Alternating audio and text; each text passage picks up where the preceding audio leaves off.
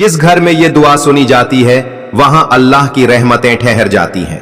और उस घर के लोगों के दिलों को सुकून मिलने लगता है। दोस्तों, अगर आप अपनी जिंदगी की परेशानियों से थक चुके हैं, मेहनत बहुत करते हैं लेकिन कमाई में बरकत महसूस नहीं होती, या घर का माहौल हर वक्त तनाव भरा रहता है, तो इस दुआ को तवज्जो से सुनिए। बहुत बार इंसान समझ नहीं पाता कि आखिर उसकी जिंदगी में इतनी बेचैनी क्यों है। पैसा आता है लेकिन खर्चे खत्म नहीं होते,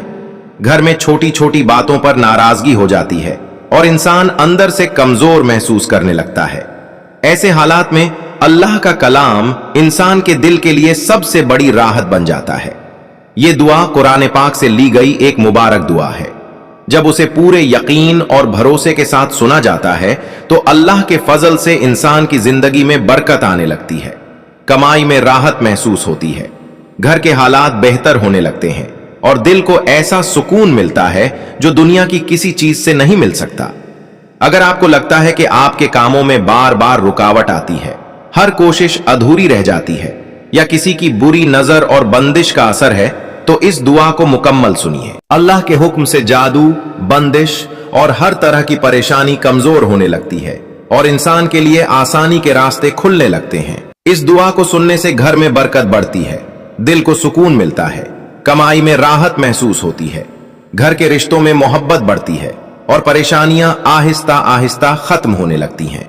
बस जरूरी है कि इस दुआ को अधूरा छोड़कर मत जाइए, उसे पूरी तवज्जो और यकीन के साथ सुनिए, क्योंकि बरकत उसी को मिलती है जो अल्लाह पर भरोसा रखता है। कमेंट में आमीन जरूर लिखिए। और आइए अब इस बरकत और सुकून वाली दुआ को सुनते हैं। अऊज़ु बिल्लाहि मिनश शैतानिर रजीम, बिस्मिल्लाहिर रहमानिर रहीम। या अय्युहन्नासु इत्तक़ू रब्बकुमुल्लज़ी ख़लक़कुम मिन नफ़्सिन वाहिदतिन व ख़लक़ मिनहा ज़ौजहा व बस्स मिनहुमा रिजालन कसीरन व निसाअ वत्तक़ुल्लाह अल्लज़ी तसाअलून बिही वल अरहाम इन्नल्लाह काना अलैकुम रक़ीबा व आतुल यतामा अमवालहुम व ला ततबद्दलुल ख़बीथ बित्तय्यिब व ला ताकुलू अमवालहुम इला अमवालिकुम इन्नहु कान हुब्बन कबीरा व इन खिफ्तुम अल्ला तुक़सितू फिल यतामा फांकिहू मा ताब लकुम मिनन निसाइ मसना व सुलासा व रुबा फ़इन खिफ्तुम अल्ला तादिलू फ़वाहिदतन औ मा मलकत अयमानिकुम ज़ालिका अदना अल्ला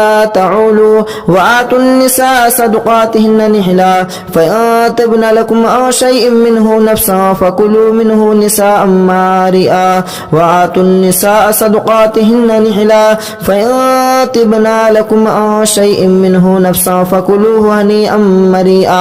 वला तूतुस सुफ़हा अमवालकुम अल्लती जअलल्लाहु लकुम क़ियामन वरज़ुकूहुम फ़ीहा वक्सूहुम वक़ूलू लहुम क़ौलन मअरूफ़ा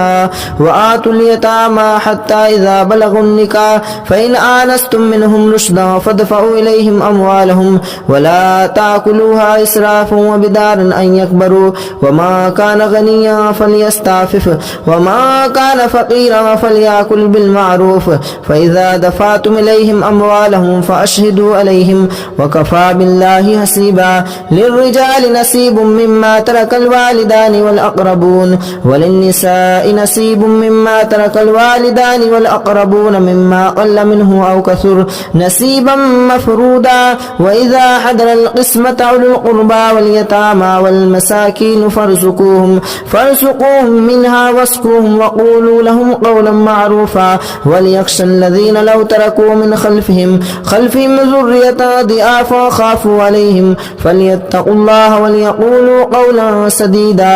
इन्नल्लज़ीना याकुलून अमवालल यतामा ज़ुल्मन इन्नमा याकुलून फ़ी बुतूनिहिम नारा व सयस्लौन सईरा यूसीकुमुल्लाहु फ़ी औलादिकुम लिज़्ज़करि मिस्लु हज़्ज़िल उन्सयैन फ़इन कुन्न निसाअन फ़ौक़ इस्नतैनि फ़लहुन्न सुलुसा मा तरक व इन कान वाहिदतन फ़लहा निस्फ़ व लिअबवैहि लिकुल्लि वाहिदिन मिन्हुमा मिम्मा तरक कान लहु फ़रफ़ व इन कानत वाहिदतन फ़लहा निस्फ़ व ولأبويه لكل واحد منهم السدس مما ترك إن كان له ولد فإن لم يكن له ولد وورثه أبواه فلأمه الثلث فإن كان له إخوة فلأمه السدس من بعد وصية يوصي بها أو دين آباؤكم وأبناؤكم لا تدرون أيهم أقرب لكم نفعا فريدة من الله إن الله كان عليما حكيما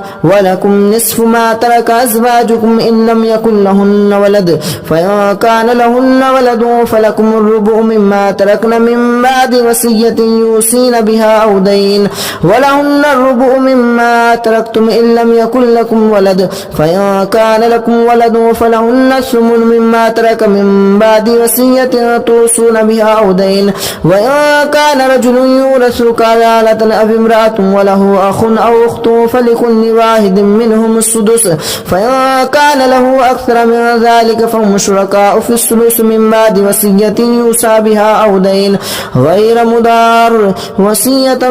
من الله والله عليم حكيم تلك حدود الله ومن يطع الله ورسوله يدخله جنات تجري من تحتها الأنهار خالدين فيها وذلك الفوز العظيم ومن يرد الله ورسوله ويتعدى حدوده يدخله نارا خالدا فيها وله عذاب مهين واللاتي ياتين الفاحشة من نسائكم فاستشهدوا عليهن 4 منكم فإن شهدوا فأمسكوهن في البيوت حتى يتوفاهن الموت أو يجعل الله لهن سبيلا واللذان ياتيانها منكم فآذوهما فإن تابا وأصلحا فأعرضوا عنهما إن الله كان توابا رحيما إنما التوبة على الله للذين يعملون السوء بجهالة ثم يتوبون من قريب فأولئك يتوب الله عليهم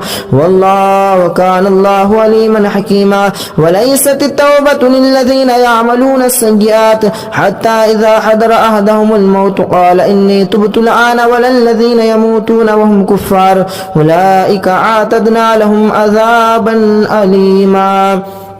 يا أيها الذين آمنوا لا يحل لكم أن ترثوا النساء كرها ولا تعدلوهن لتذهبوا ببعض ما آتيتموهن إلا أن يأتين بفاحشة مبينة وآشروهن بالمعروف فإن كرهتموهن فعسى أن تكرهوا شيئا ويجعل الله فيه خيرا كثيرا وإن أردتم أن تستبدلوا وإن أردتم استبدال زوج مكان زوج وآتيتم إحداهن قنطارا فلا تأخذوا منه شيئا أتأخذونه بهتانا وإثما مبينا وكيف تأخذونه وقد أفضى بعضكم إلى بعض وأخذن منكم ميثاقا غليظا ولا تنكحوا ما نكح آباؤكم من النساء إلا ما قد سلف إنه كان فاحشة ومقتا وساء سبيلا حرمت عليكم أمهاتكم وبناتكم وأخواتكم وأماتكم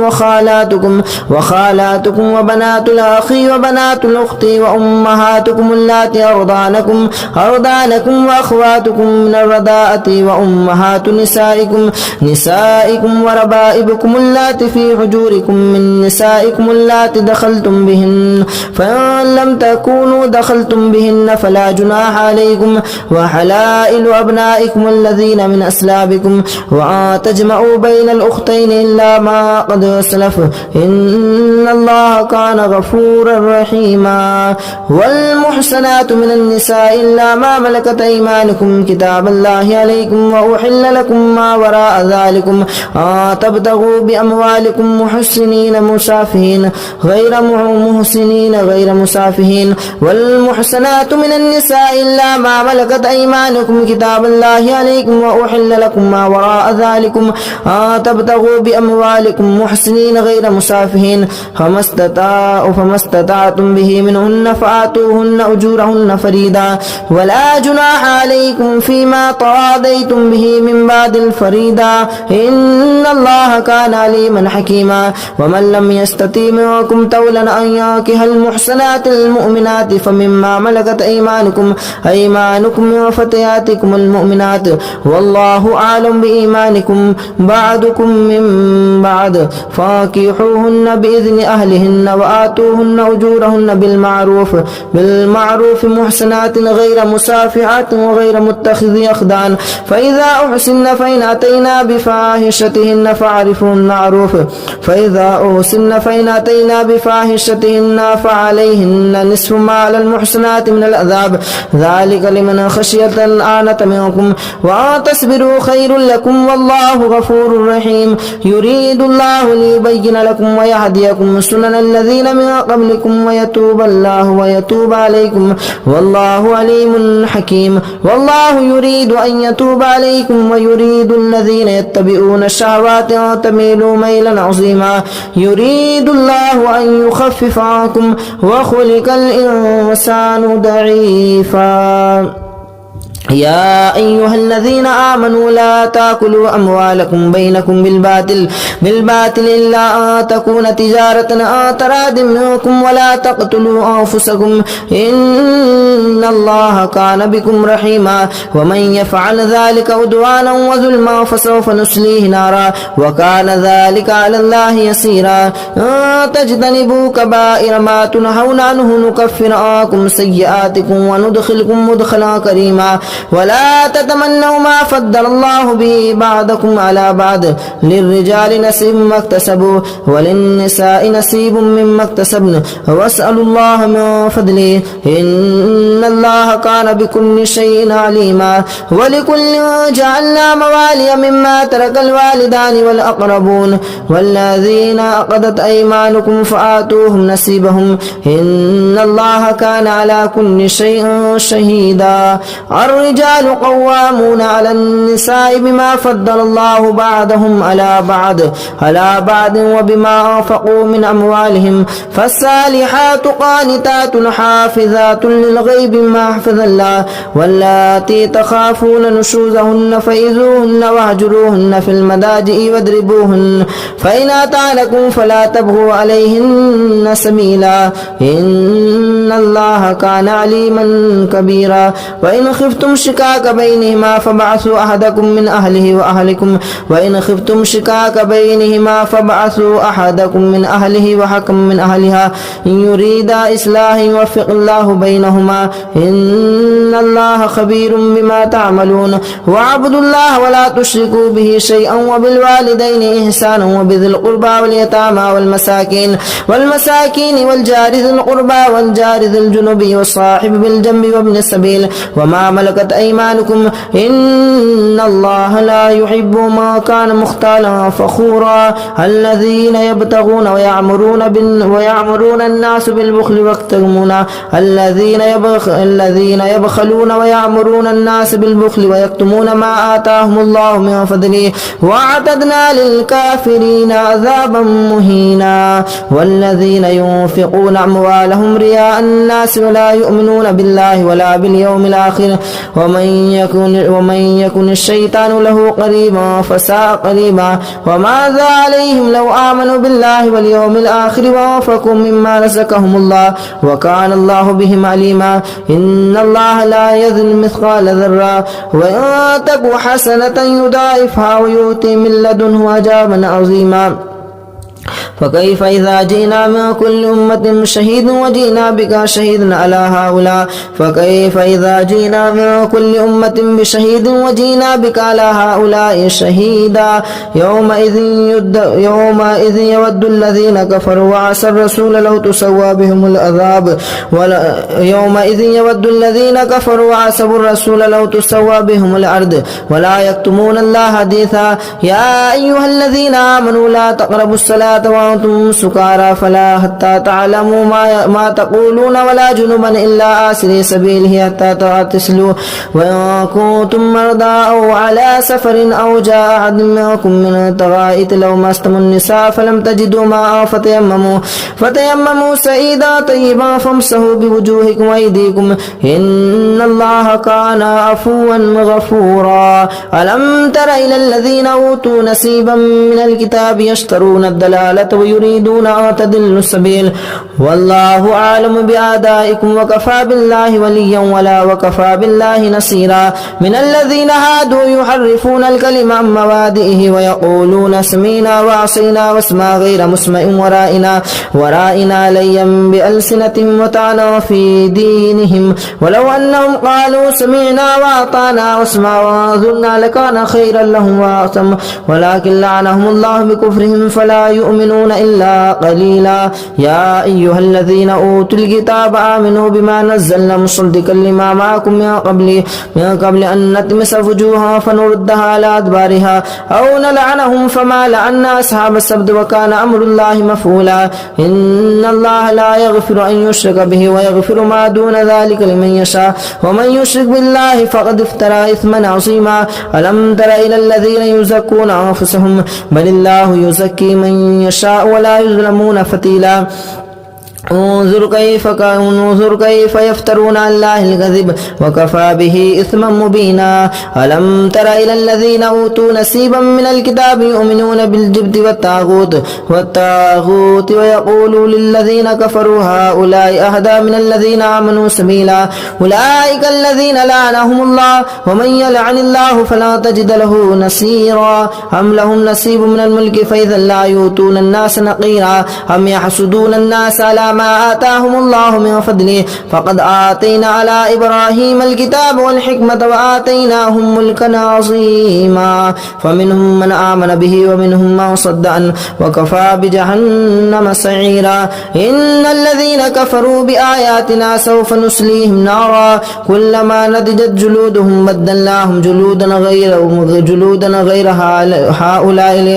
فمنهم من آمن به ومنهم من صد عنه وكفى بجهنم سعيرا إن الذين كفروا بآياتنا سوف نصليهم نارا كلما نضجت جلودهم بدلناهم جلودا غيرها ليذوقوا العذاب إن الله كان عزيزا حكيما والذين آمنوا وعملوا الصالحات سندخلهم جنات تجري من تحتها الأنهار خالدين فيها أبدا لهم فيها أزواج مطهرة وندخلهم ذلا ذليلا إن الله يأمركم أن تؤدوا الأمانات إلى أهلها وإذا حكمتم بين الناس أن تحكموا بالعدل إن الله نعم ما يعظكم به إن الله كان سميعا بصيرا يا أيها الذين آمنوا أطيعوا الله وأطيعوا الرسول وأولي الأمر منكم فإن تنازعتم في شيء فردوه إلى الله والرسول إن كنتم تؤمنون بالله واليوم الآخر ذلك خير وأحسن تأويلا ألم تر إلى الذين يزعمون أنهم آمنوا بما أنزل إليك وما أنزل من قبلك يريدون أن يتحاكموا إلى الطاغوت وقد أمروا أن يكفروا به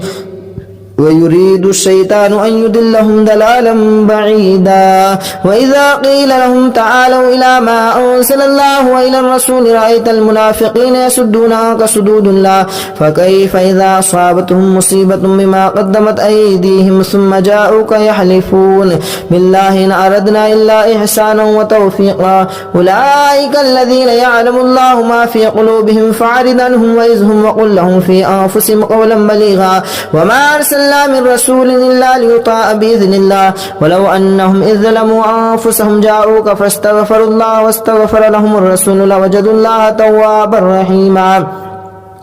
فلا وربك لا يؤمنون حتى يحكموك فيما شجر بينهم ثم لا يجدوا في أنفسهم حرجا مما قضيت ويسلموا تسليما ولو أنا كتبنا عليهم أن اقتلوا أنفسكم أو اخرجوا من دياركم ما فعلوه إلا قليل منهم ولو أنهم فعلوا ما يؤذون به لكان خيرا لهم وأشد تثبيتا وإذا لآتيناهم من لدنا أجرا عظيما ولهديناهم صراطا مستقيما ومن يطع الله والرسول فأولئك مع الذين أنعم الله عليهم من النبيين والصديقين والشهداء والصالحين وحسن أولئك رفيقا ذلك الفضل من الله وكفى بالله عليما يا أيها الذين آمنوا خذوا حذركم فانفروا ثبات أو انفروا جميعا وإن منكم لمن ليبطئن فإن أصابتكم مصيبة قال قد أنعم الله علي إذ لم أكن معهم شهيدا ولئن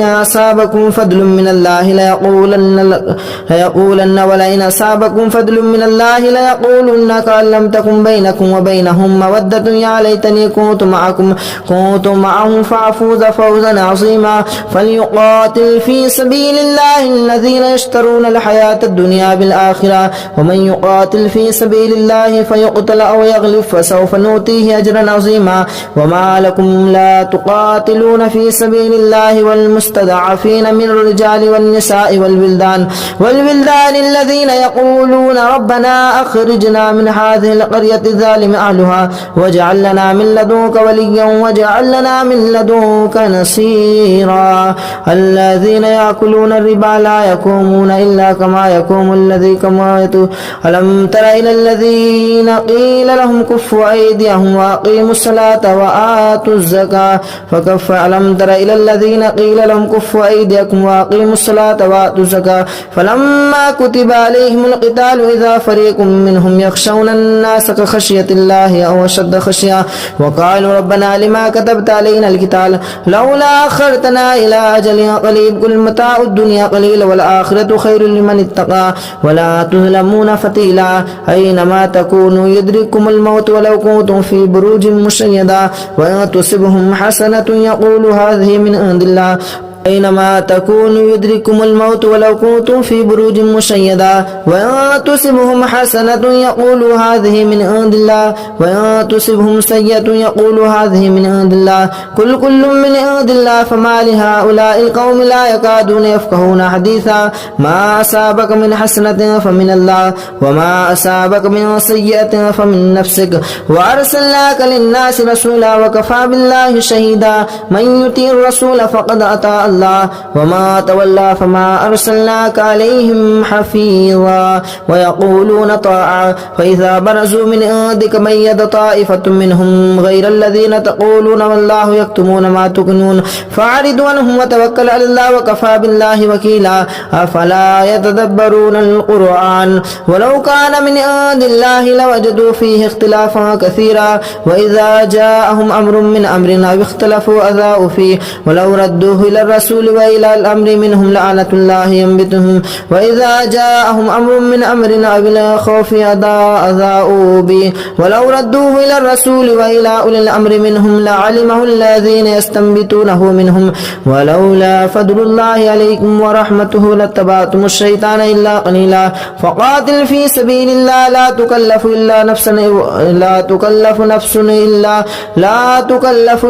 نفسها وحرد المؤمنين أسأل الله أن يكف بعث الذين كفروا والله أشد بعثا وأشد تنكيلا من يشفع شفاعة حسنة يكن له نصيب منها ومن يشفع شفاعة سيئة يكن له نصيب منها وكان الله على كل شيء مقيتا وإذا حييتم بتحية فحيوا بأحسن منها أو ردوها إن الله كان على كل شيء حسيبا الله لا إله إلا هو ليجمعنكم إلى يوم القيامة لا ريب فيه ومن أصدق من الله حديثا فما لكم في المنافقين فئتين والله أركسهم بما كسبوا أتريدون أن تهدوا من أضل الله ومن يضلل الله فلا تجد له سبيلا ودوا لو تكفرون كما كفروا فتكونون سواء فلا تتخذوا منهم أولياء حتى يهاجروا في سبيل الله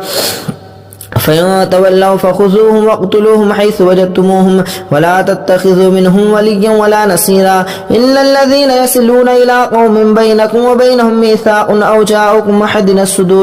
صدورهم أو يقاتلوكم أو يقاتلوا قومهم ولو شاء الله لسلطهم عليكم فلقاتلوكم فإن اعتزلوكم فلم يقاتلوكم وألقوا إليكم السلام فما جعل لكم عليكم سبيلا ستجدون آخرين يريدون أن يأمنكم ويأمنوا قومهم كلما ردوا إلى الفتنة أركسوا فيها فإن لم يعتزلوكم ويلقون إليكم السلام ويكفوا أيديهم فيأخذوهم واقتلوهم حيث ثقفتموهم وأولئكم جعلنا لكم عليهم سلطانا مبينا وما كان لمؤمن أن يقتل مؤمنا إلا خطأ وما قتل مؤمنا خطأ فتحرير رقبة مؤمنة ودية مسلمة إلى أهله إلا أن يصدقوا فإن كان من قوم عدو لكم وهو مؤمن فتحرير رقبة مؤمنة وإن كان من قوم بينكم وبينهم ميثاق فدية مسلمة إلى أهله وتحرير رقبة مؤمنة ومن لم يجد شهرين متتابعين توبة من الله والله عليما حكيما ومن يقتل مؤمنا متعمدا فجزاؤه جهنم خالدا فيها وغضب الله عليه ولعنه وأعد له عذابا عظيما يا أيها الذين آمنوا إذا ضربتم في سبيل الله فتبينوا ولا تقولوا لمن ألقى إليكم السلام لست مؤمنا تبتغون عرض الحياة الدنيا فعند الله مغانم كثيرة كذلك كنتم من قبل فمن الله عليكم فتبينوا إن الله كان بما تعملون خبيرا لا يستوي القائدون من المؤمنين غير أولي الضرر والمجاهدون في سبيل الله بأموالهم وأنفسهم فضل الله المجاهدون بأموالهم وأنفسهم على القائدين درجة وكلا وعد الله الحسنى وفضل الله المجاهدين على القائدين أجرا عظيما درجات منه ومغفرة ورحمة وكان الله غفورا رحيما إن الذين توفاهم الملائكة ظالمي أنفسهم قالوا فيما كنتم قالوا كنا مستضعفين فيهم قالوا لم تكن أرض الله واسعة فتحاجر فيها فأولئك مأواهم جهنم وساءت مصيرا إلا المستضعفين من الرجال والنساء والولدان لا يستطيعون حيلة ولا يهتدون سبيلا فأولئك عسى الله أن يعفو عنهم وكان الله عفوا غفورا ومن يهاجر في سبيل الله يجد في الأرض مراغما كثيرا وسعا ومن يخرج من بيته مهاجرا لله ورسوله ثم يدركه الموت فقد وقع أجره إلى الله وكان الله غفورا رحيما وإذا ضربتم في الأرض فليس عليكم جناح أن تقتلوا من صدقات وإذا ضربتم في الأرض فليس عليكم جناح أن تقصدوا من أصواتكم إن خفتم أن يفتنكم الذين كفروا إن الكافرين كانوا لكم عدوا مبينا وإذا كنت فيهم فأقمت لهم الصلاة فلتقم طائفة منهم معك وليأخذوا أسلحتهم فإذا سجدوا فليأكلوا من ورائكم ولتأتي طائفة أخرى لم يصلوا فليصلوا عليكم وليأخذوا حذركم وأسلحتكم ود الذين كفروا لو تغفلون عن أسلحتكم وأمتعتكم فيميلون عليكم ميلة واحدة ولا جناح عليكم إن كان بكم أو متم ولا جناح عليكم إن كان بكم أذى من مطر أو كنتم مرضى أن تضعوا أسلحتكم وخذوا حذركم إن الله أعد للكافرين عذابا مهينا فإذا قضيتم الصلاة فاذكروا الله قياما وقعودا وعلى جنوبكم فإذا اطمأننتم فأقيموا الصلاة إن الصلاة كانت على المؤمنين كتابا موقوتا ولا تهنوا في ابتغاء القوم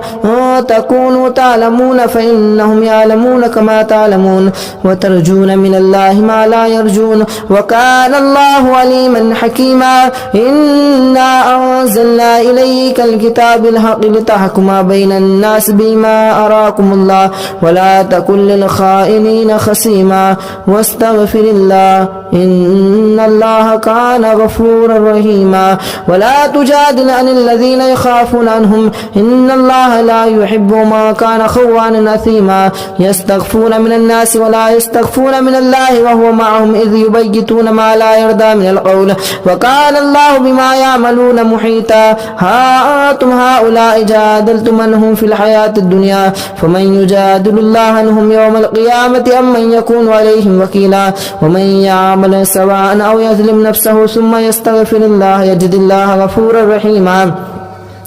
ومن يكسب فإنما يكسبه على نفسه وكان الله عليما حكيما ومن يكسب خطيئة أو إثما ثم يوم به بريء منهم فقد احتمل بهتانا وإثما مبينا ولولا فضل الله عليك ورحمته لحمت طائفة منكم أن يضلوك وما يضلون إلا أنفسهم وما يضرون من شيء وأنزل الله عليك الكتاب والحكمة وعلمك ما لم تكن تعلم وكان فضل الله عليك عظيما لا لا خير في كثير من نجواهم إلا من أمر بالصدقة أو معروف أو إصلاح بين الناس ومن يفعل ذلك ابتغاء مرضات الله فسوف نؤتيه أجرا عظيما ومن يشاقق الرسول من بعد ما تبين لهم الهدى ويتبع غير سبيل المؤمنين نوله ما تولى ونصليه جهنم وساءت مسيرا إن الله لا يغفر أن يشرك به ويغفر ما دون ذلك لمن يشاء ومن يشرك بالله فقد ضل ضلالا بعيدا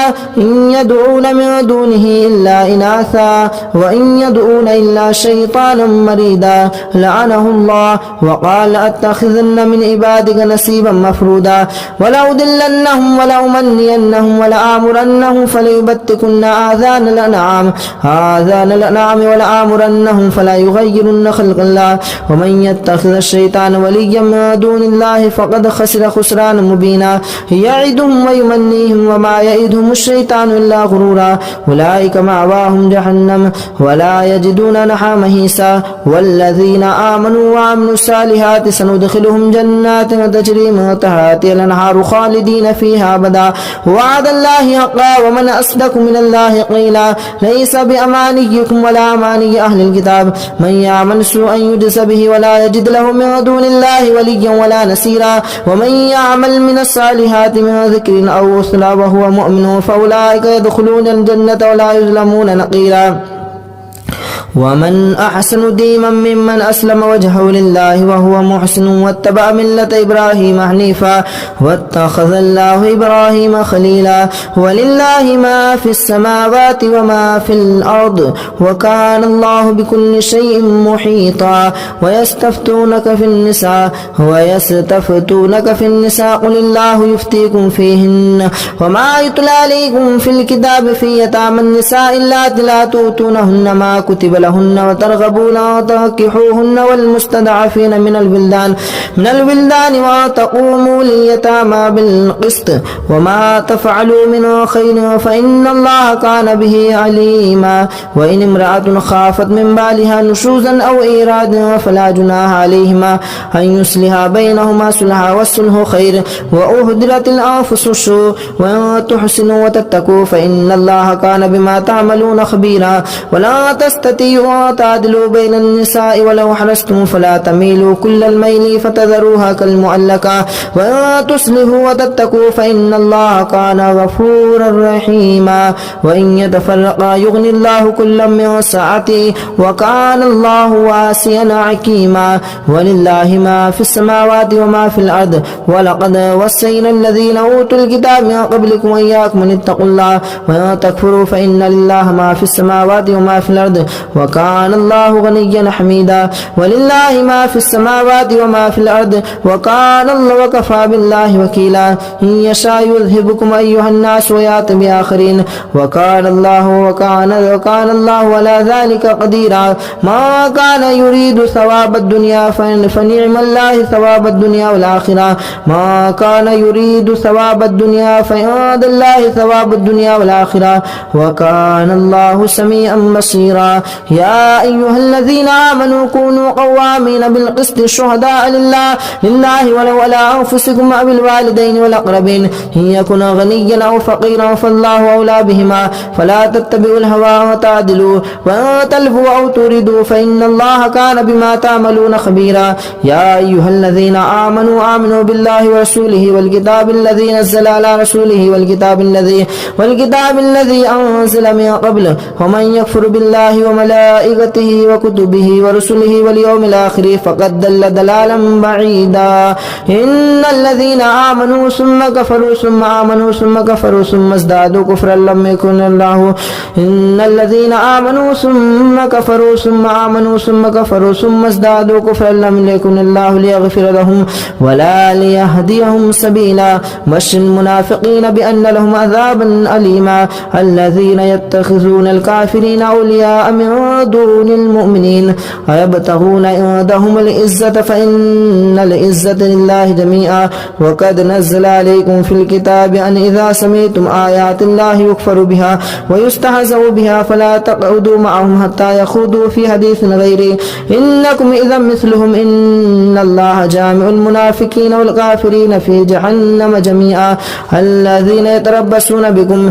فإن كان لكم فتح من الله قالوا ألم نكن معكم وإن كان الكافر نصيب قالوا ألم نستحوذ عليكم ولمنعكم من المؤمنين فالله يحكم بينكم يوم القيامة ولن يجعل الله للكافرين على المؤمنين سبيلا إن المنافقين يخادعون الله وهو خادعهم وإذا قاموا إلى الصلاة قاموا كسالى يراءون الناس ولا يذكرون الله إلا قليلا مذبذبين بين ذلك لا إله إلا هؤلاء ولا إله هؤلاء ومن يضل الله فلا تجد له سبيلا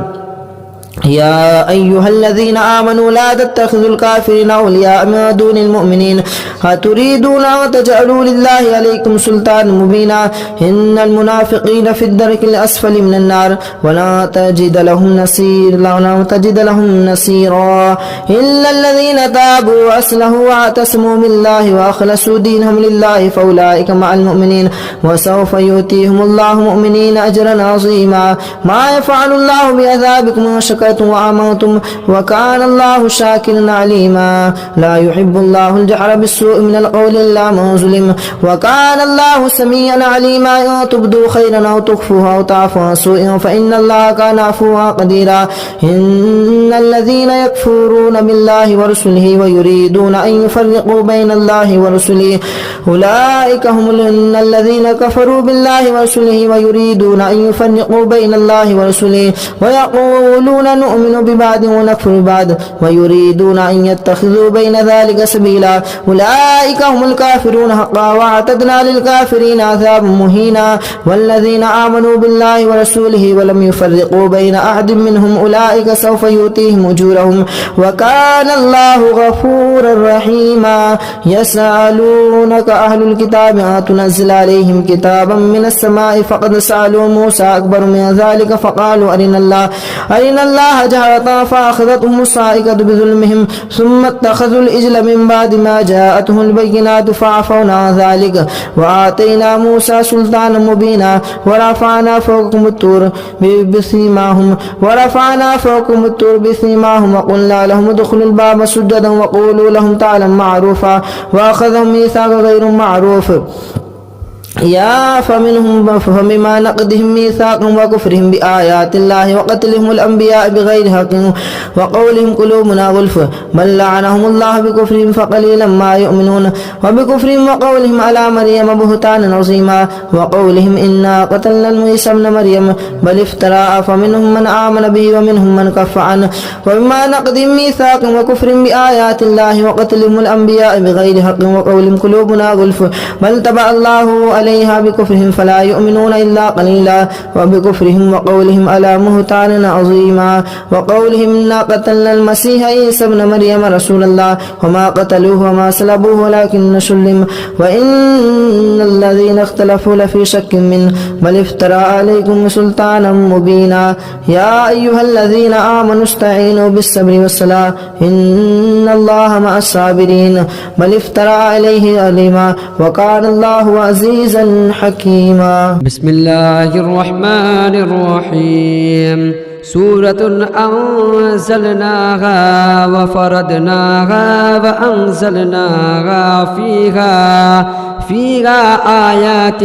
بينات لعلكم تذكرون الزانية والزاني فاجلدوا كل واحد منهما 100 جلدة ولا تأخذكم بهما رافة في دين الله إن كنتم تؤمنون بالله واليوم الآخر وليشهد عذابهما طائفة من المؤمنين الزاني لا ينكح إلا زانية أو مشركة والزانية لا ينكحها إلا زان أو مشرك وحرم ذلك على المؤمنين والذين يرمون المحصنات ثم لم يأتوا بأربعة شهداء فاجلدوهم 80 جلدة ولا تقبلوا لهم شهادة أبدا وأولئك هم الفاسقون إلا الذين تابوا من بعد ذلك وأصلحوا فإن الله غفور رحيم والذين يرمون أزواجهم ولم يكن لهم شهداء إلا أنفسهم فشهادة أحدهم أربع شهادات بالله إنه لمن الصادقين والخامسة أن لعنة الله عليه إن كان من الكاذبين ويدرأ عنها العذاب أن تشهد 4 شهادات بالله إنه لمن الكاذبين والخامسة أن غضب الله عليها إن كان من الصادقين ولولا فضل الله عليكم ورحمته وأن الله تواب حكيم إن الذين جاءوا بالإفك عصبة منكم لا تحسبوه شرا لكم بل هو خير لكم لكل امرئ منهم ما اكتسب من الإثم فالذين تولى كبره منهم له عذاب عظيم لولا إذ سمعتموه ظن المؤمنين والمؤمنات بأنفسهم خيرا وقالوا هذا إفك مبين لولا جاءوا عليه ب4 شهداء فإذا يأتوا بالشهداء فأولئك عند الله هم الكاذبون ولولا فضل الله عليكم ورحمته في الدنيا والآخرة لمسكم فيما أفدتم فيه عذاب عظيم إذ تلقونه بألسنتكم وتقولون بأفواهكم ما ليس لكم به علم وتحسبونه هينا وهو عند الله عظيم ولولا إذ سمعتموه قلتم ما يكون لنا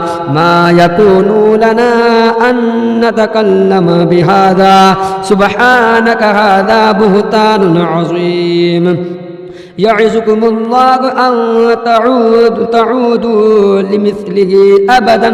إن كنتم مؤمنين ويبين الله لكم الآيات والله عليم حكيم إن الذين يحبون أن تشيع الفاحشة في الذين آمنوا لهم عذاب أليم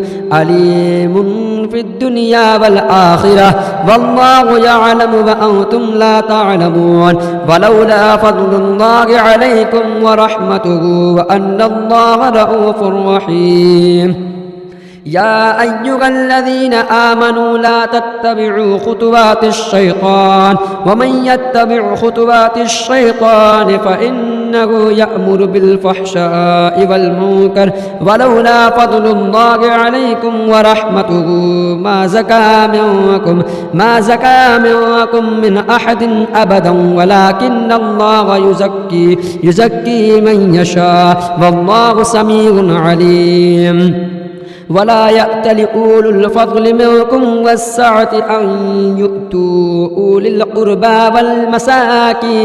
والمساكين والمهاجرين في سبيل الله وليعفوا وليصفحوا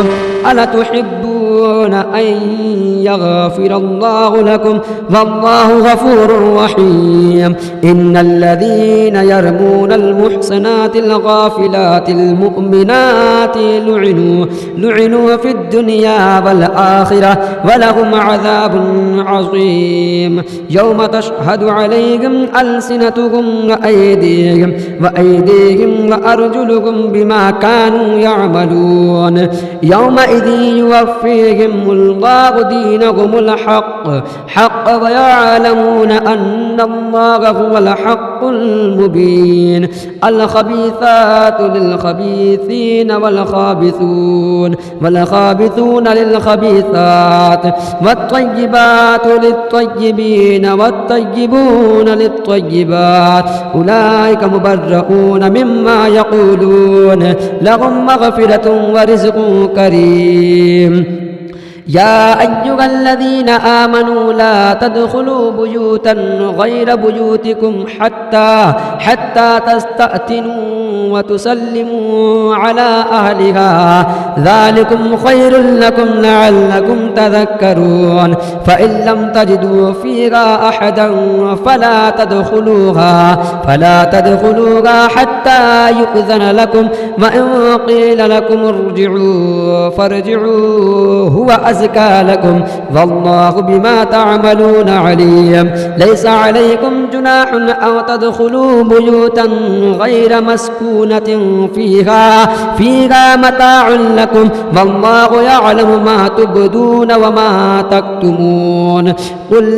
قل للمؤمنين يغضوا من أبصارهم ويحفظوا فروجهم ذلك أزكى لكم إن الله خبير بما يصنعون وقل للمؤمنات يغضن من أبصارهن ويحفظن فروجهن ولا يبدين زينتهن إلا ما ظهر منها وليضربن بخمرهن على جيوبهن ولا يبدين زينتهن إلا لبعولتهن أو آباء بعولتهن أو أبنائهن أو أبناء بعولتهن أو إخوانهن أو بني إخوانهن أو بني أخواتهن أو نسائهن أو ما ملكت أيمانهن أو التابعين غير أولي الإربة من الرجال أو الطفل الذين لم يظهروا على عورات النساء ولا يضربن بأرجلهن ليعلم ما يخفين من زينتهن وتوبوا إلى الله جميعا أيها المؤمنون لعلكم تفلحون وأنكحوا الأيام منكم والصالحين من عبادتكم وإمائكم وإن يكونوا فقراء يغنيهم الله من فضله والله واسع عليم وليستعفف الذين لا يجدون نكاحا حتى يغنيهم الله من فضله والذين يبتغون الكتاب مما ملكت أيمانكم فكاتبوهم إن علمتم فيهم خيرا وآتوهم من مال الله الذي آتاكم ولا تكرهوا فتياتكم على البغاء إن أردنا تحسنا لتبتغوا عرض الحياة الدنيا ومن يكرهن فإن الله من بعد إكراههن غفور رحيم ولقد أنزلنا إليكم آيات مبينات ومثلا من الذين خلوا من قبلكم وموعظة للمتقين الله نور السماوات والأرض مثل نوره كمشكاة فيها المصباح في زجاجة الزجاجة كأنها كوكب دري يوقد من شجرة مباركة زيتونة لا شرقية ولا غربية يكاد زيتها يضيء ولو لم تمسسه نارا نور على نور يهدي الله لنوره من يشاء ويضرب الله الأمثال للناس والله بكل شيء عليم في بيوت أذن الله أن ترفع ويذكر فيها اسمه يسبح له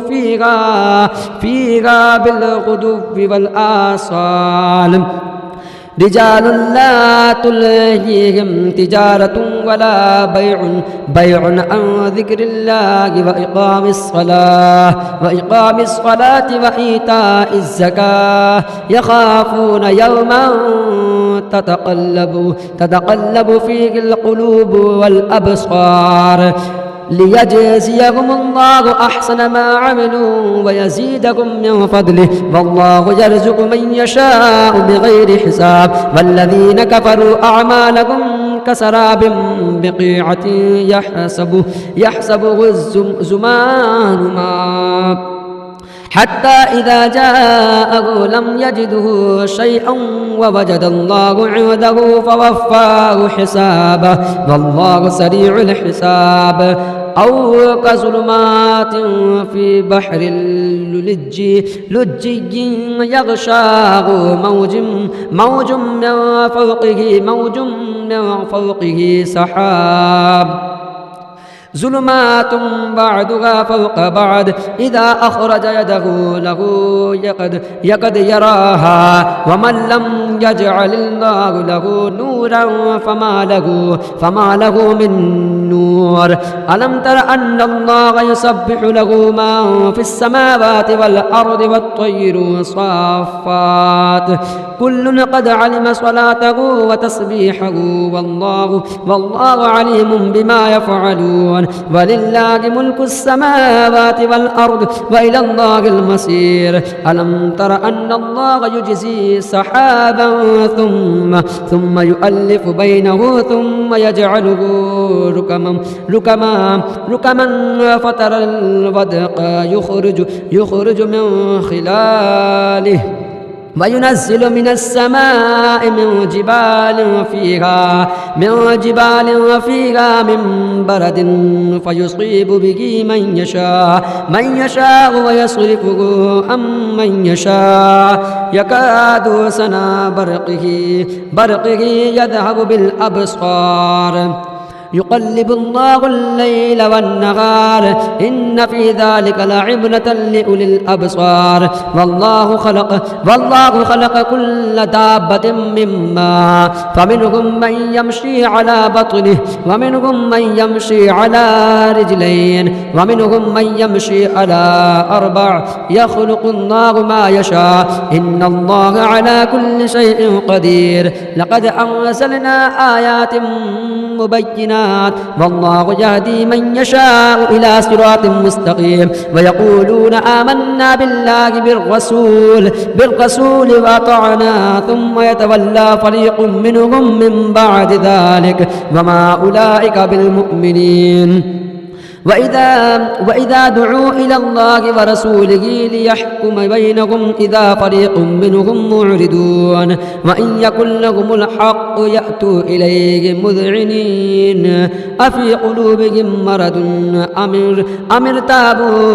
ارتابوا أم يخافون أن يحيف الله عليهم ورسوله بل أولئك هم الظالمون إنما كان قول المؤمنين إذا دعوا إلى الله ورسوله ليحكم بينهم أن يقولوا سمعنا وأطعنا وأولئك هم المفلحون ومن يطيع الله ورسوله ويخشى الله ويتقه فأولئك هم الفائزون وأقسموا بالله جهد أيمانهم لئن أمرتهم ليخرجن قل لا تقسموا طاعة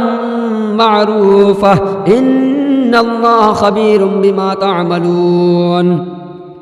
قل أطيعوا الله وأطيعوا الرسول فإن تولوا فإن الله عليه ما حمل وعليكم ما حملتم وإن تطيعوه تهتدوا وما على الرسول إلا البلاغ المبين وعد الله الذين آمنوا منكم وعملوا الصالحات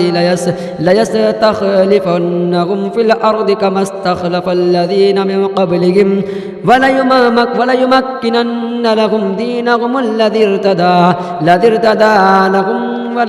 وليبدلنهم من بعد خوفهم أمنا يعبدونني لا يشركون بي شيئا ومن كفر بعد ذلك فأولئك هم الفاسقون وأقيموا الصلاة وآتوا الزكاة وأطيعوا الله وأطيعوا الرسول لعلكم ترحمون لا تحسبن الذين كفروا معجزين في الأرض ومأواهم النار ولبئس المصير يا أيها الذين آمنوا ليستأذنكم الذين ملكت أيمانكم والذين لم يبلغوا الحلم منكم 3 مرات من قبل صلاة الفجر وحين تدعوا ثيابكم من الزهيرة ومن بعد صلاة العشاء 3 عورات لكم ليس عليكم ولا عليهم جناح بعدهن توافون عليكم بعضكم على بعض كذلك يبين الله لكم الآيات والله عليم حكيم وإذا بلغ الأطفال منكم الحلم فليستأذنوا كما استأذن الذين من قبلهم كذلك يبين الله لكم الآيات والله عليم حكيم والقواعد من النساء اللاتي لا يرجون نكاحا فليس عليهن جناح أن يدعن ثيابهن غير متبرجات بزينة وأن يستعففن خيرا لهن والله سميع عليم ليس على الأعمى حرج ولا على الأعرج حرج ولا على المريض حرج ولا على أنفسكم أو تأكلوا من بيوتكم أو بيوت آبائكم أو بيوت أمهاتكم أو بيوت إخوانكم أو بيوت أخواتكم أو بيوت أعمامكم أو بيوت عماتكم أو بيوت أخوالكم أو بيوت خالاتكم أو ما ملكتم مفاتحه أو صديقكم ليس عليكم جناح أو تأكلوا جميعا أو أشتاتا فإذا دخلتم بيوتا فسلموا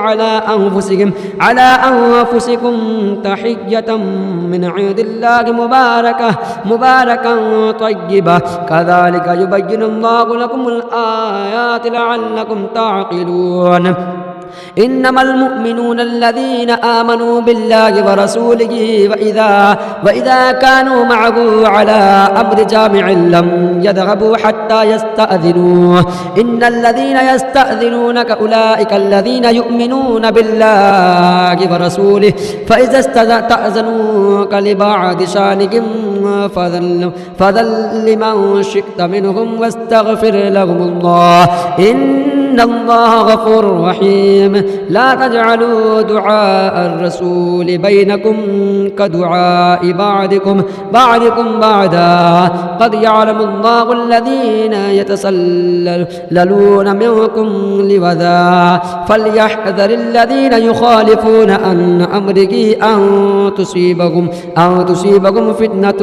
أو يصيبكم عذاب أليم ألا إن لله ما في السماوات والأرض قد يعلم ما أنتم عليه ويوم يرجون إليه فينبئهم بما عملوا والله بكل شيء عليم. أعوذ بالله من الشيطان الرجيم. بسم الله الرحمن الرحيم.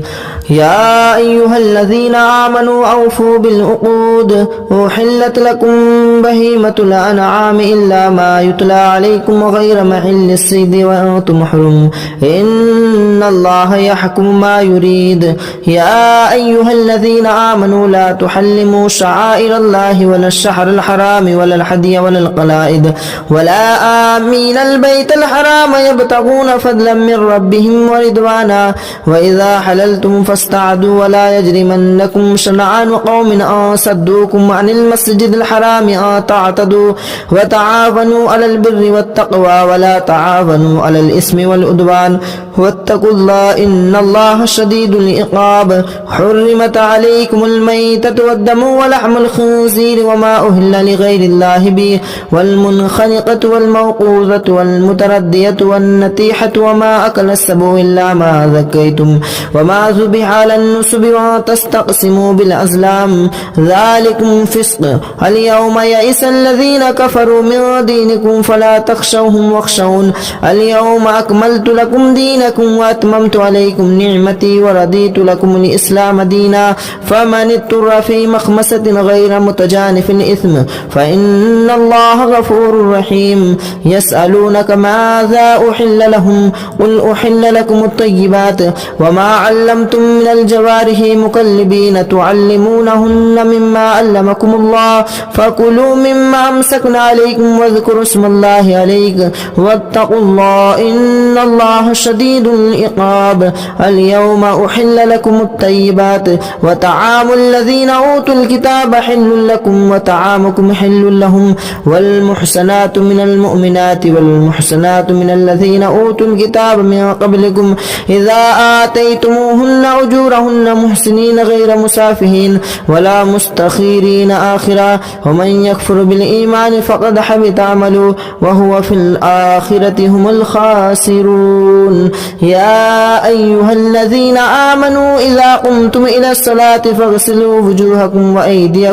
وأيديكم إلى المرافق وامسحوا برؤوسكم وأرجلكم إلى الكعبين وإن كنتم جنبا فطهروا وإن كنتم مرضى أو على سفر خير لكم من الغيام أو لمسكنكم النساء فلم تجدوا ماء فتيمموا صعيدا طيبا فامسحوا بوجوهكم وأيديكم ما يريد الله ليجعل عليكم من حرج ولكن يريد ليطهركم وليتم نعمته عليكم لعلكم تشكرون. واذكروا نعمة الله عليكم وميثاقه الذي واثقكم به إذ قلتم سمعنا وأطعنا واتقوا الله إن الله عليم بذات الصدور. يا أيها الذين آمنوا كونوا قوامين لله شهداء بالقسط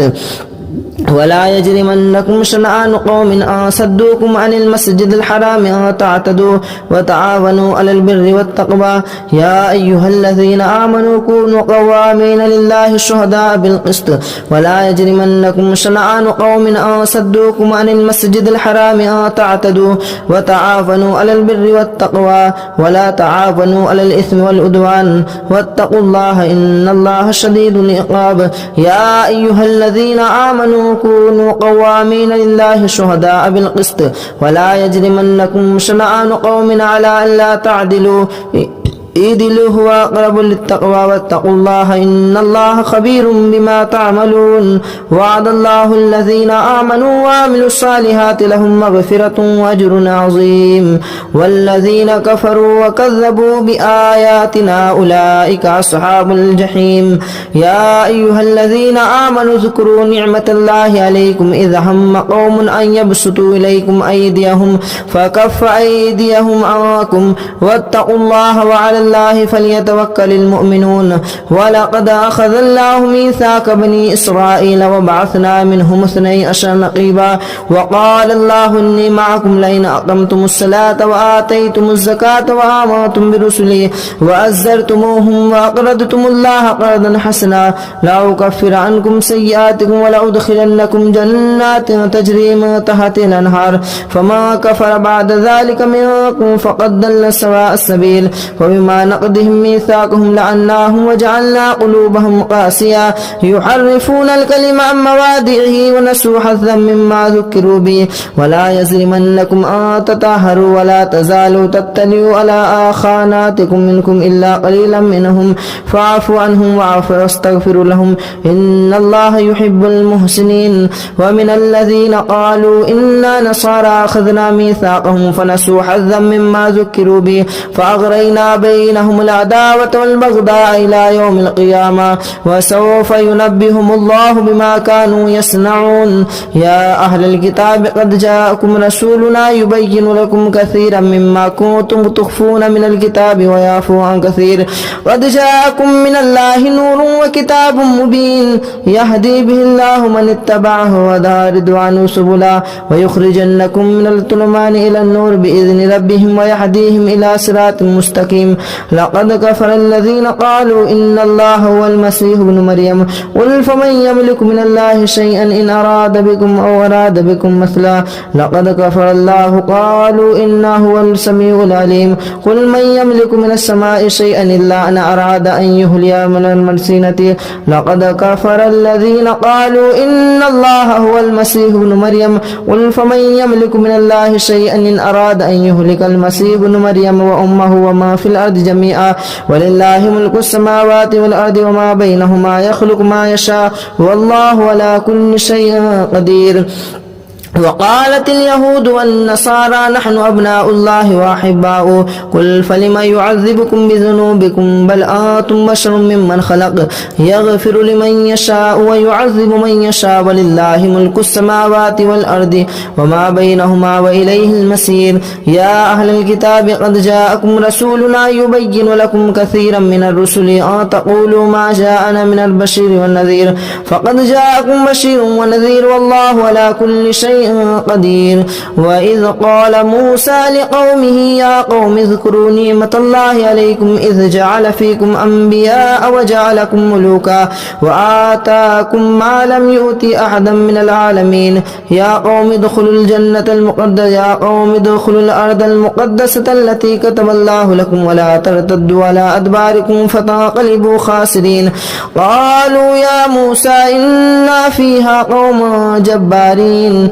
وإنا لن ندخلها حتى يخرجنا منها فإن يخرجنا منها فإنا داخلون قال رجلان من الذين يخافون نعم الله عليهم ادخلوا عليهم الباب فإذا دخلتموه فإنكم غالبون وعلى الله فليتوكلوا وإن كنتم مؤمنين قالوا يا موسى إنا لن ندخلها أبدا ما داموا فيها فادخلوا أنت وداخلون قالوا يا موسى إنا لن ندخلها أبدا ما داموا فيها فاذهب أنت وربك فقاتلا إنا هنا قائدون قال رب إني لا أملك إلا نفسي وأخي فافرق بيننا وبين القوم الفاسقين قال فإنها محرمة عليهم 40 سنة يتيهون في الأرض فلا تأس على القوم الفاسقين واتل عليهم نبأ ابني آدم بالحق إذ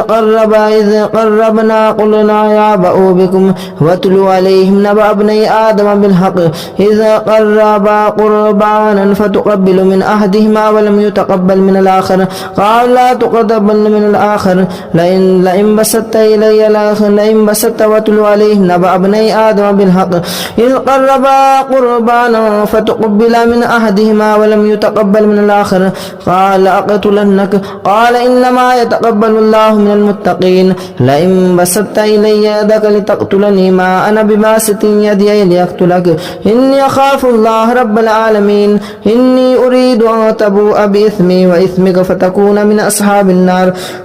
وذلك جزاء الظالمين فتوأت له نفسه قتل أخيه فقتله فأصبح من الخاسرين فبعث الله غربانا يبعث في الأرض ليريه كيف يواري سوءة أخيه قال يا ويلتى أعجزت أن أكون مثل هذا الغراب فأواري سوءة أخيه فأصبح من النادمين من أجل ذلك كتبنا على رسله إلى إبراهيم كتبنا على بني إسرائيل أنه ما قتل نفسا بغير نفس أو فساد في الأرض فكأنما قتل الناس جميعا ومن أحياها فكأنما أحيا الناس جميعا ولقد جاءتهم رسلنا بالبينات ثم إن كثيرا منهم بعد ذلك لمفسدون إنما جزاء الذين يحاربون الله ورسوله ويسعون في الأرض فسادا أن يقتلوا أو يسلبوا أو تقطع أيديهم وأرجلهم من خلاف أو ينفوا من الأرض ذلك لهم خزي في الدنيا وهم في الآخرة عذاب عظيم إلا الذين تابوا من بعد ذلك تقدروا عليهم فاعلموا أن الله غفور رحيم يا أيها الذين آمنوا اتقوا الله وابتغوا إليه الوسيلة وجاهدوا في سبيله لعلكم تفلحون إن الذين كفروا لو أن لهم ما في الأرض جميعا ومثله معه لافتدوا به من عذاب يوم القيامة ما تقبل منهم ولهم عذاب يريدون أن يخرجوا من النار وما هم بخارجين من النار ولهم عذاب مقيم والسارق والسارقة فاقطعوا أيديهما جزاء بما كسب نكالا من الله والله عزيز حكيم فما تاب من بعد ظلمه وأصلح فإن الله يتوب عليهم إن الله غفور رحيم ألم تعلم أن الله له ملك السماوات والأرض يعذب من يشاء ويغفر لمن يشاء ويعذب من يشاء ويغفر ويعذب من يشاء ولم تعلم أن الله له ملك السماوات والأرض يعذب من يشاء ويغفر لمن يشاء والله على كل شيء قدير يا أيها الرسول لا يحزنك الذين يصارعون في الكفر من الذين قالوا آمنا بأفواههم ولم تؤمن قلوبهم ومن الذين هادوا سماعون للكذب سماعون لقوم آخرين لم يأتوك يحرفون الكلم من بعد مواضعه يقولون إن أوتيتم هذا فخذوه وإن لم تؤتوه فاحذروا ومن يرد الله فتنته فلا تملك له من الله شيئا أولئك لم يرد الله أن يطهر قلوبهم لهم في الدنيا خزي ولهم في الآخرة عذاب عظيم سماعون للكذب أكالون للسهت فإن جاءوك فاحكم بينهم أو أعرض عنهم وإن تعرض عنهم فلن يضروا الله شيئا وإن حكمت فاحكم بينهم إن الله يحكم من المتقين وكيف يحكمونك وعندهم التوراة فيها حكم الله ثم يتولون من بعد ذلك وما أولئك بالمؤمنين إنا أنزلنا التوراة فيها هدى والنور يحكم بها النبيون الذين أسلموا للذين هادوا والربانيون والأحبار بما استحفظوا من كتاب الله وكانوا عليه شهداء فلا تخشوا الناس واخشوني ولا تشتروا بآياتي ثمنا قليلا ومن لم يحكم بما أنزل الله فأولئك هم الكافرون وكتبنا عليهم فيها أن النفس بالنفس والعين بالعين والأنف بالأنف والأذن بالأذن والسن بالسن والجروح قصاص فما تصدق به فهو خير كفارة الله ومن لم يحكم بما أنزل الله فأولئك هم الظالمون وقفينا على آثارهم بعيسى ابن مريم مصدقا لما بين يديه من التوراة وآتيناه الإنجيل فيه هدى والنور ومصدقا لما بين يديه من التوراة وهدى وموعظة للمتقين وليحكم أهل الإنجيل بما أنزل الله فيه ومن لم يحكم بما أنزل الله فأولئك هم الفاسقون وأنزلنا إليك الكتاب بالحق مصدقا لما بين يديه من الكتاب ومهيمنا عليه فاحكم بينهم بما أنزل الله ولا تتبعوا أهواءهم أما جاء جاءك من الحق لكل جعلنا منكم إشرة ومنهاجا ولو شاء الله لجعلكم أمة واحدة ولكن يربص بكم ولو شاء الله لجعلكم أمة واحدة ولكن ليبلوكم فيما آتاكم فاستبقوا الخيرات إلى الله مرجعكم جميعا فينبئكم بما كنتم فيه تختلفون وأن يحكم بينهم بما أنزل الله ولا تتبع أهواءهم وحذرهم أن يفتنون عن بعد ما أنزل الله إليك فإن توليتم فاعلموا أنما يريد الله أن يصيبكم الله ببعده ذنوبهم وإن كثيرا من الناس لفاسقون أفحكم الجاهلية يبغون ومن أحسن من الله حكما لقوم يوقنون يا أيها الذين آمنوا لا تتخذوا اليهود والنصارى أولياء بعضهم أولياء بعض ومن يتولهم منكم فإنه بهم إن الله لا يهدي القوم الفاسقين فترى الذين في قلوبهم مرض يسارعون فيهم يقولون نخشى أن تصيبهم دائرة فعسى الله أن يأتي بالفتح وأمر بأمره فيصيب الله من يشاء ويشاء فترى الذين في قلوبهم مرض يسارعون فيهم يقولون نخشى أن تصيبنا دائرة فعسى الله أن يأتي بالفتح أو أمر من عنده فيصبحوا على ما أسروا في أنفسهم نادمين ويقول الذين آمنوا هؤلاء الذين أقسموا بالله جهد أيمانهم إنهم لمعكم حبطت أعمالهم فأصبحوا خاسرين يا أيها الذين آمنوا من يرتد منكم عن دينه فسوف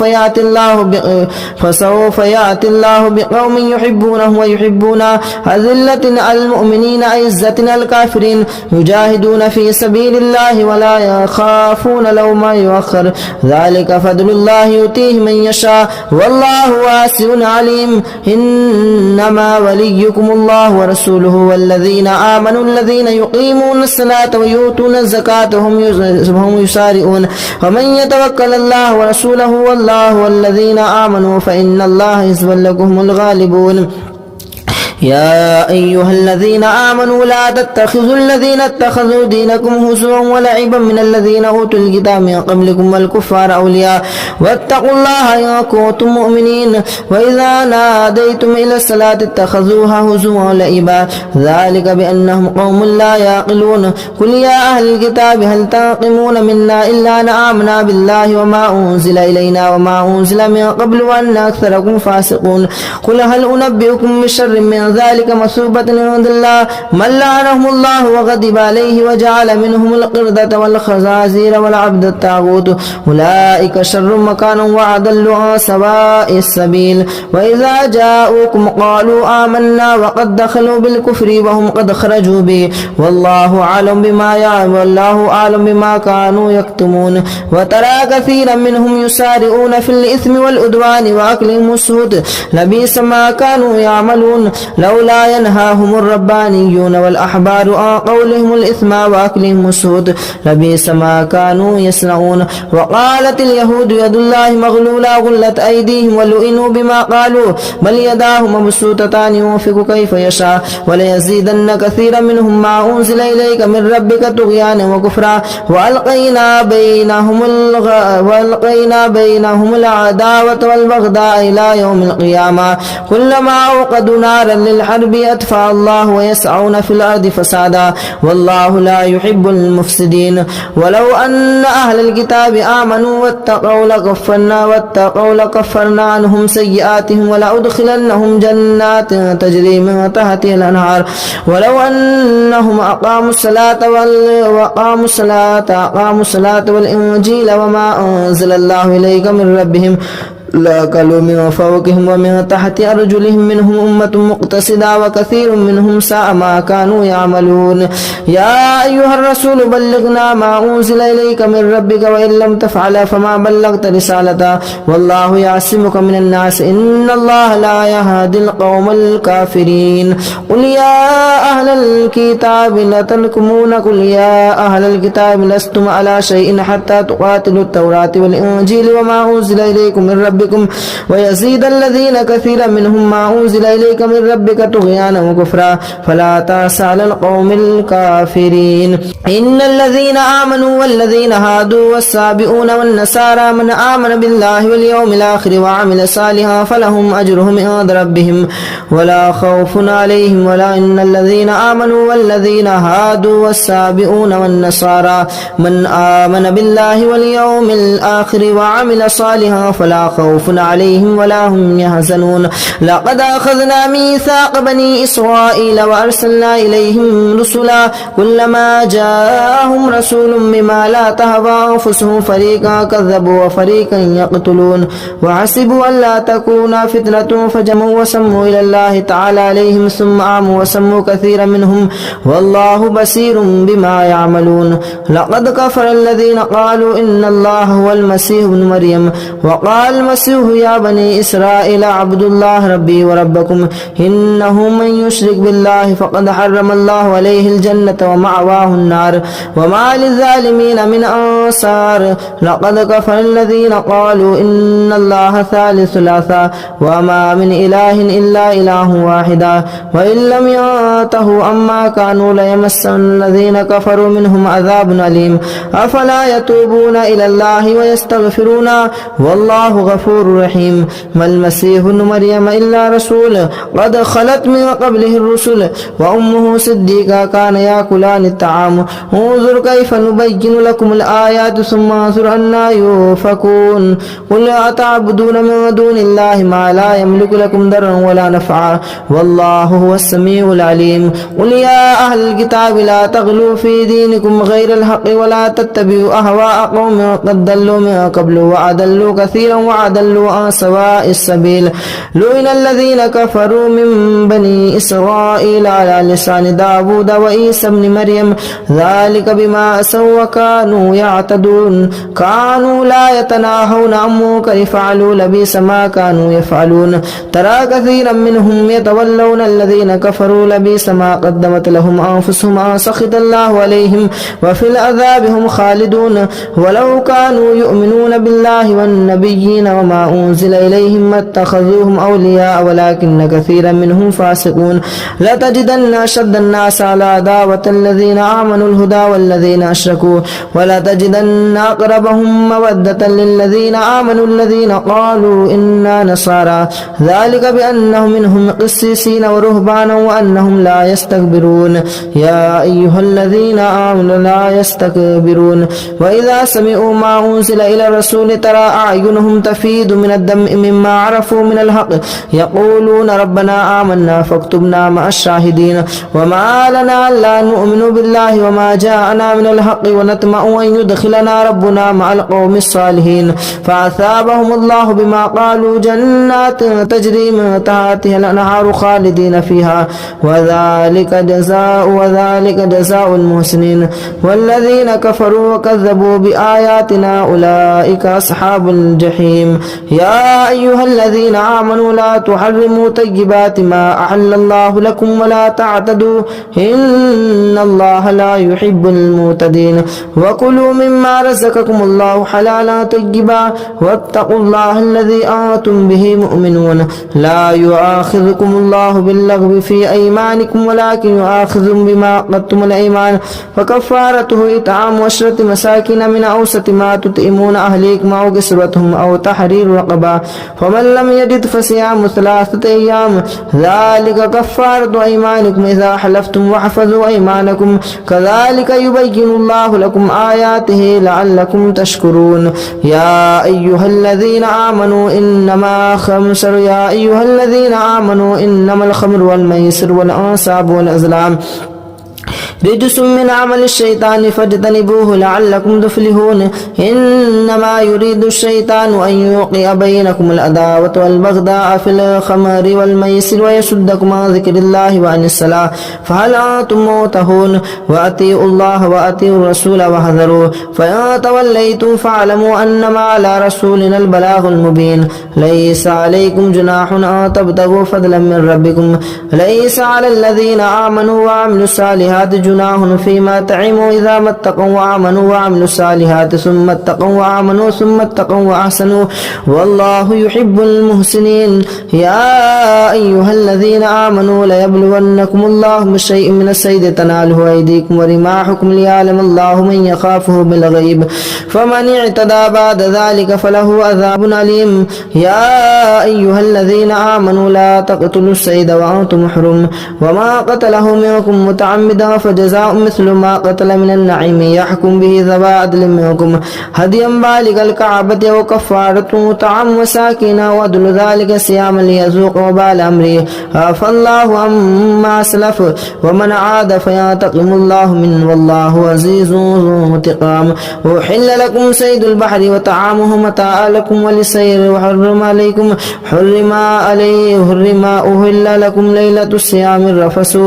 أحل لكم صيد البحر وطعامه متاعا لكم وللسيارة وحرم عليكم صيد البر ما دمتم حرما واتقوا الله الذي إليه تهشرون. جعل الله الكعبة البيت الحرام قياما للناس والشهر الحرام والهدي والقلائد ذلك لتعلموا أن الله يعلم ما في السماوات وما في الأرض وأن الله بكل شيء عليم. اعلموا أن الله شديد العقاب وأن الله غفور رحيم. ما على الرسول إلا البلاغ والله يعلم ما تبدون ما تكتمون. قل لا يستوي الخبيث والطيب ولو أعجب كثرة الخبيث فاتقوا الله يا أولي الألباب لعلكم تفلحون. يا أيها الذين آمنوا لا تسألوا عن أشياء تبد لكم ما تسؤكم ولا تسألوا عنها حين ينزل القرآن تبد لكم عفى الله عنها والله غفور حليم. قد سألها قوم من قبلكم ثم أصبحوا بها كافرون. ما جعل الله من بحيرة ولا سائبة ولا وسيلة ولا حام ولكن الله كفروا يفعلون ما الكذبين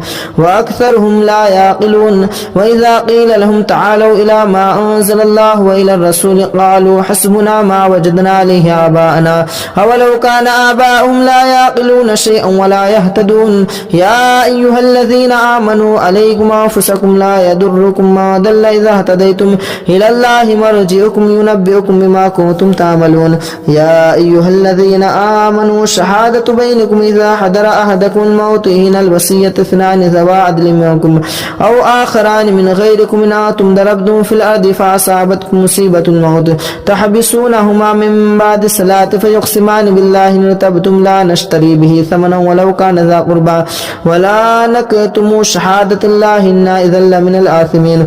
فإن أثر على أنه استحق إثما فآخران يقومان مقامهما من الذين استحق عليهم الأوليان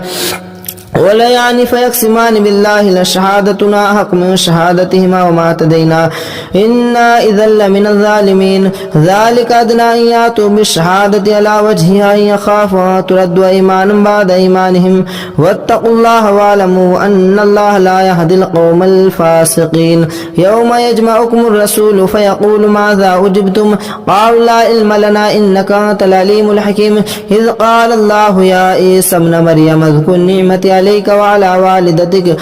إذ أيدتك بروح القدس تكلم الناس في المهد وكهلا وإذ علمتك الكتاب والحكمة والتوراة والإنجيل وإذ تخلق من الطين كهيئة الطير بإذني فتنفخ فيها فتكون طيرا بإذني وتبرئ الأكمه والأبرص بإذني وإذ تخرج الموت بإذني وإذ كففت بني إسرائيل عنك إذ جئتهم بالبينات فقال الذين كفروا منهم إن هذا إلا سحر مبين. وإذ أوحيت إلى الحواريين أن آمنوا بي وبرسولي قالوا آمنا واشهد بأننا مسلمون. إذ قال الحواريون يا عيسى ابن مريم هل يستطيع ربك أن ينزل علينا مائدة من السماء قال اتقوا الله إن كنتم مؤمنين. قالوا نريد أن نأكل منها وتطمئن قلوبنا ونعلم قد صدقتنا ونكون عليها من الشاهدين. قال عيسى ابن مريم اللهم ربنا أنزل علينا مائدة من السماء قال الله إن الله. وإذ قال الله يا عيسى ابن ابن مريم أنت قلت للناس تكفروا